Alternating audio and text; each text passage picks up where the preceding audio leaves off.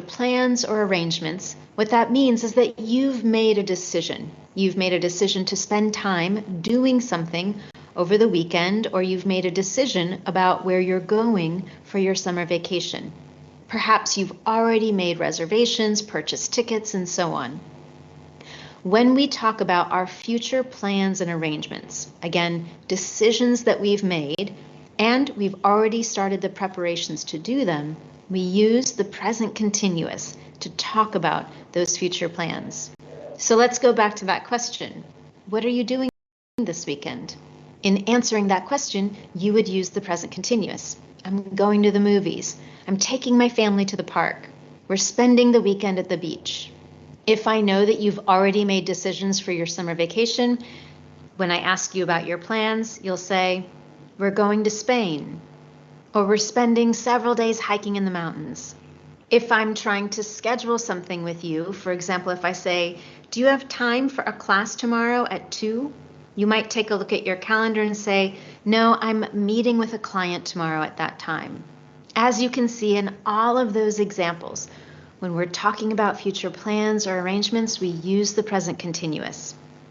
If you want more examples so that you can see that pattern, practice it. Okay, second category, you use present continuous. Tell me, what is it for? What is the present continuous used for? Future plans. Future plan. Future plans and arrangements. Yeah, future plans and arrangement. Thank you. So, for example, I say, I'm cooking. I have arrangement to do it. I have bought the spaghetti, I have bought the tomato sauce, I have bought the minced beef and so on. I have already downloaded the recipe from YouTube. So I have prepared everything. I have arranged everything for it. I can say I am cooking spaghetti tonight. Yeah, pakai present continuous. Good. Now we go on to the next one, category 3. And feel more comfortable with it. Again, I recommend going to the Speak Confident English website, visiting this lesson to review all of those examples. And now, category number 3, talking about future intentions and predictions with evidence. In the last examples, we talked about plans or arrangements that you've made. There's been a decision and you've already taken action steps, such as making a reservation or purchasing tickets. However, sometimes there are things that we want to do, we have the intention to do, but we haven't made arrangements yet. For example, most of us at the start of the new year will probably say something like, I'm going to start working out again after the new year. There's no specific date, there are no specific arrangements, but it is something that you want to do after the new year. It's a future intention. Right now, many of us are more than 1 year into the COVID-19 pandemic, and we are desperate to travel. We have a lot of intentions, travel plans that we want to make, but we haven't done it yet. We haven't booked any tickets, we haven't reserved any hotel rooms because we're just not sure, or maybe it's not possible yet. But when we talk about those future intentions, we might say, as soon as it's safe to travel, I'm going to book a flight to Spain. Or, as soon as it's safe, I'm going to travel to Europe. As soon as I can, I'm going to visit some friends in Brazil. What do you notice about all those example sentences? I'm going to travel to Europe. I'm going to visit friends in Brazil. I'm going to start working out after the new year.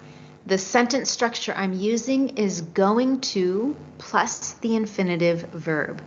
Going to start, going to travel, going to visit. We use this same structure when we talk about predictions with evidence. Let me explain what I mean by that. If I look out my window, I might see huge storm clouds coming in.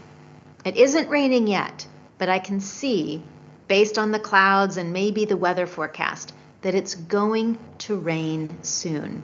So if I'm with a coworker at the office, I might say, don't forget to take your umbrella when you leave. It's going to rain soon. I'm making a future prediction based on evidence. Here's another example.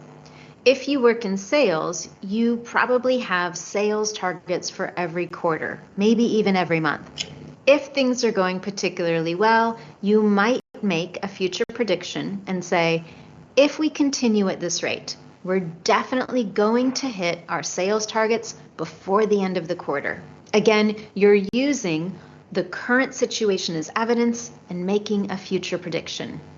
And as you can see, we're using that going to plus the infinitive verb. All right, now that we've talked about. Okay, so the third category, you use the simple future, and this one is be going to plus verb 1. Yeah, be going to plus verb 1. Tell me about it, class.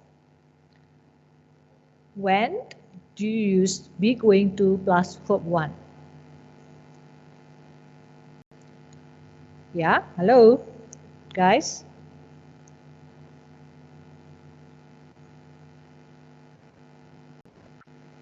Hello, class.